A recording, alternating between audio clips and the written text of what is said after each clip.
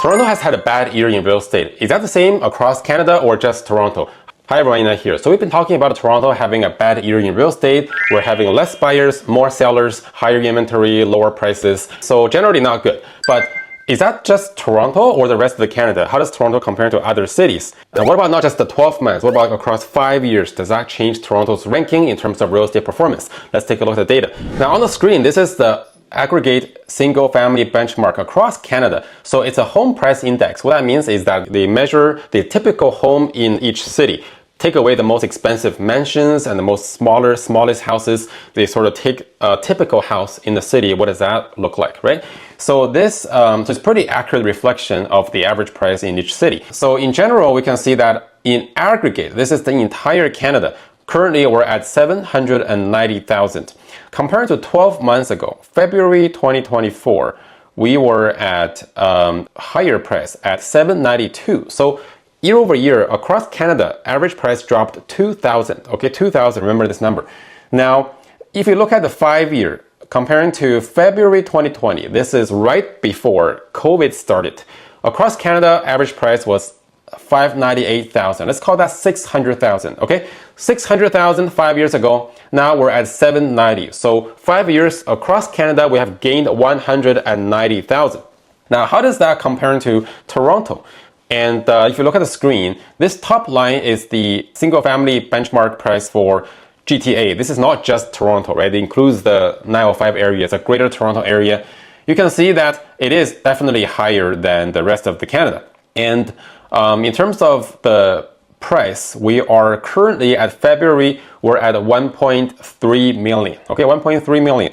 Now, comparing to 12 months ago, if you look at February 24, we were at 1.31. Okay, right now we're at 1.29. Okay, so there's a $20,000 difference across the 12 months. And across Canada, on average, it dropped 2,000.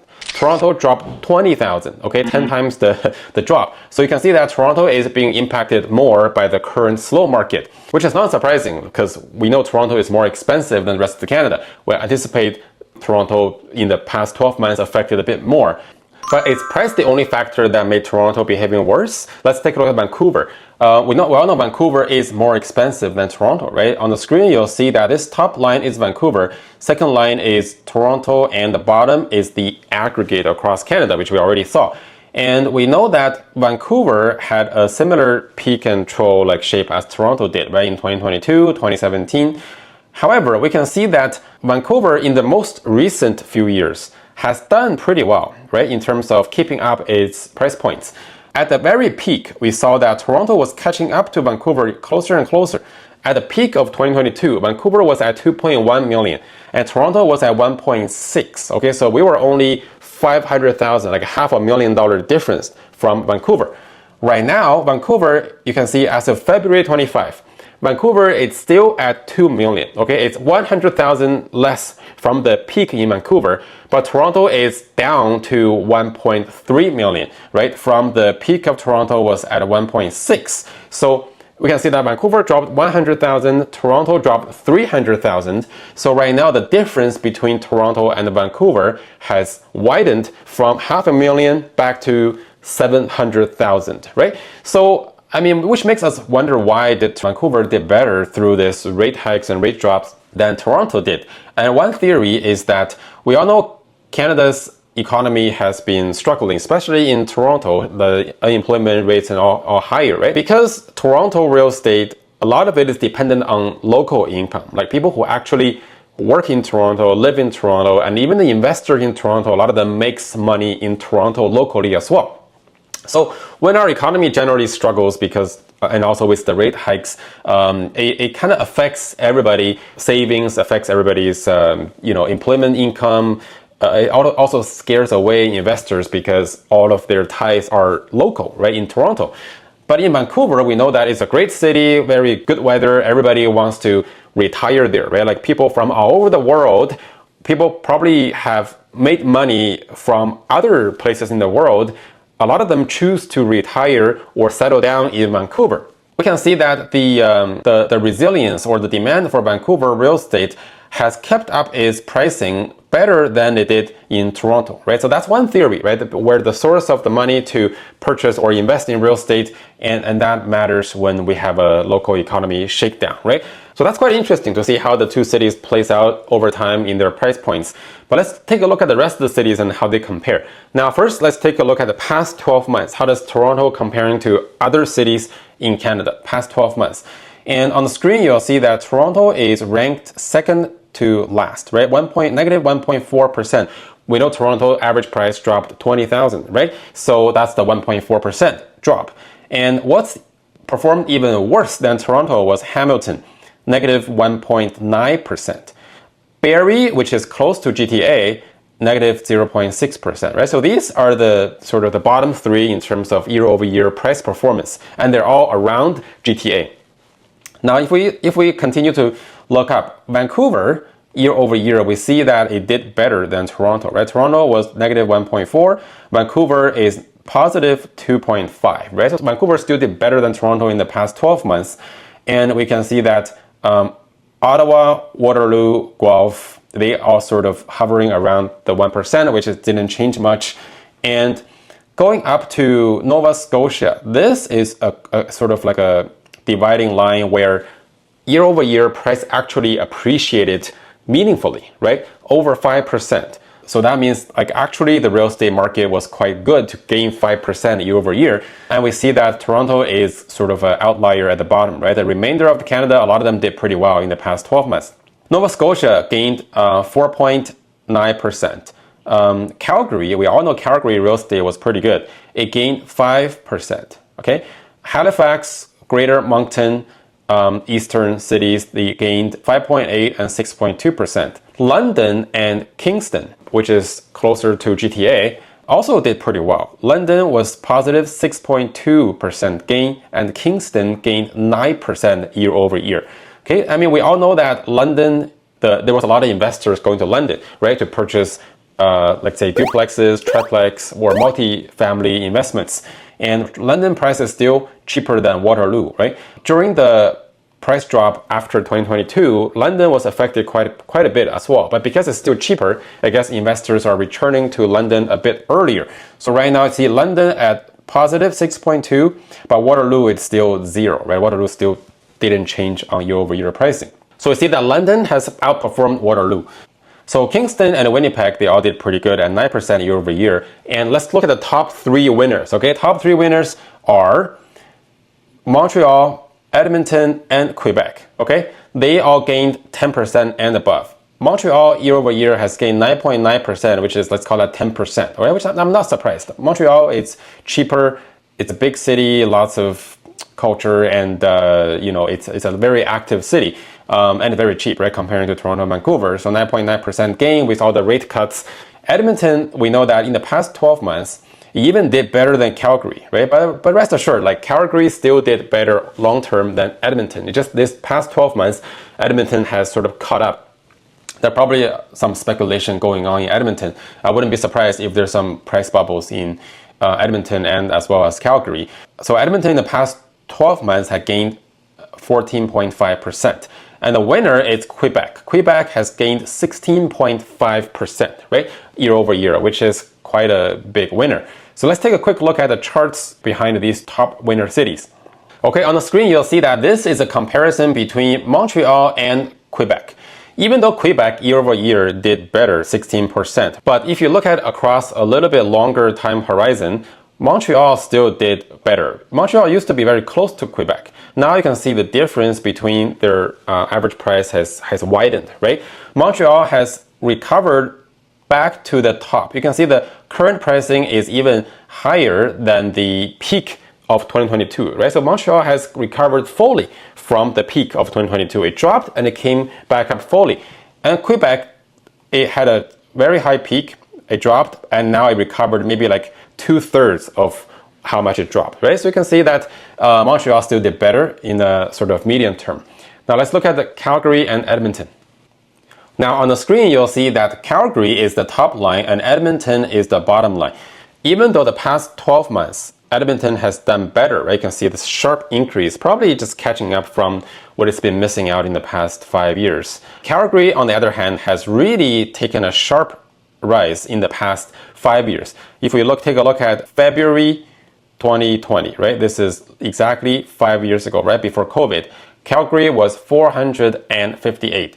Edmonton was 377, right? So we can see that Calgary was only, let's say, 80,000 higher, right, than Edmonton. So the difference was about 80,000. Right now, you can see that despite Edmonton has had a sharp increase in the past year, Calgary is at 687,000, while Edmonton is 490. That's almost 200,000. Okay, the difference between the city has more than doubled. Okay, in the past 5 years. You can see that, so even though Calgary and Edmonton, they share a lot of the commonalities on the oil and gas industry, there are a lot of investors, even speculators. I wouldn't be surprised if there's some price bubbles in here, but we can see that Calgary, even though they're next to each other, Calgary is still a big difference, right, in terms of the real estate performance between cities. And that's why they say location, location, location, right? Choosing the right city, choosing the right location is like a number one key important factor in investing in real estate. Now you must be wondering, hey, it's interesting to look at the 5-year difference, right? You see how the short term and the medium are quite different. Let's take a look at the rest of the cities and how they performed in the past 5 years and how do they rank and how do they stack up against each other. Okay, on the screen, we're looking at the 5-year price difference, okay, between each city and how they rank against each other. Now, Toronto is, again, at the second last bottom, right? In the past 5 years, Toronto has gained 33%. Remember, we talked about Toronto 5 years ago before COVID, it was 970,000, almost a million. Now it's 1.3. So it gained over 300,000, which is 1/3 of the price, right? So Toronto gaining 1/3 seems like a lot, but comparing to other cities, Toronto is one of the least gained city in the 5-year time horizon. What's less than Toronto, interesting, was Edmonton, right? Remember how we talked about Edmonton? The 5-year didn't really change much, but the most recent 1 or 2 years has took a jump, right? So 5 years, Edmonton, percentage-wise, is still less than Toronto at 30%, which is still a good gain. It's just not as much as other cities. Going up, you can see that Saskatoon, Hamilton, and Ottawa, right? These are the cities that did not do so well in the 12 months either. And in the 5 years horizon, it performed similarly to Toronto, right? It gained, but not gained too much. And if we look at Vancouver, at 37.2%, it is better than Toronto's 33%. We can see that over 40% is Niagara Falls, 42%, Barrie, 48%, and Calgary, remember, how we said Calgary did better than Edmonton in the past 5 years. Calgary has gained 50%, half. The price has gained half in 5 years. And Edmonton only gained 30%, right? So you can see that the difference between these two cities. And then going up even higher, the cities that gained more than 50%, we can see that Montreal in the 5 years, it gained 58%. Kingston, 58%. Quebec, we can see that not only it did well in the 12 months, gained 16%, but also in the 5 years, Quebec has gained 69%, okay? And Montreal in the 5 years has gained 58% as well, right? So both of them did very well in the 5-year time horizon. And they used to be a lot closer, remember, now they're further apart, right? And Nova Scotia in the 5 years has gained 80%, and Halifax, right? So we can see that the biggest winner, the top 3 big winners are Nova Scotia, Halifax, and Greater Moncton, right? All the Eastern Canada cities in the 5 years, they have gained the most at over 80%, even like 90%, right? So what that means is we can think a lot of these cities benefited from COVID, how people can work from home. A lot of them migrated from where, let's say in Ontario, price is very expensive, but they migrated back to Nova Scotia, Halifax to live while working remotely, and which stimulated a lot of the local real estate market, because the real estate market is very cheap locally, right? So even and it's a smaller market. So even if just a small group of buyers coming from Ontario with lots of money, if you sell a property in Ontario, you can probably buy a few in Halifax or Greater Moncton, right? So that really stimulated the demand locally on the eastern cities, and which in turn has made the price gain much further compared to the rest of Canada. And this on the screen, you can see that this is a comparison between Greater Moncton and Halifax. And you can see that both of them has surpassed the peak in 2022, right? And they all had a drop after we started hiking rates. However, after that, it has started to gain back on the price, especially since we started cutting rates in the past year, right? It has continued to gain in the price momentum, and now both of them have surpassed the peak of 2022 and reached new heights. So we can see from these charts and data that Toronto's behavior in the current slow market is on its own, right? Does not represent the entire Canada. And people say, oh, rate drops does not help the real estate. It does help in normal cases. Like in most other cities, it is helping. It's just in Toronto, where probably there's a different allocation or percentage between end users and investors, and the leverage, how much leverage people take on, how much risk people take on. It's just a little bit unique in terms of its price points as well, right? And also the level of risk that Torontonians expose ourselves to during the peak years. But rest of the Canada, we're actually, a lot of them benefiting from the rate cuts, and the real estate market is actually doing quite well, and it's kind of been going up and surpassed the peak even, right? While Toronto is nowhere near the peak, we're still 300,000 from the peak, right? So it just gives you a sense of, bigger picture of what's going on across Canada and how Toronto ranks compared to them. Okay, so if you like this kind of content, give it a like. If you have any questions, comment below. Until next time, ciao.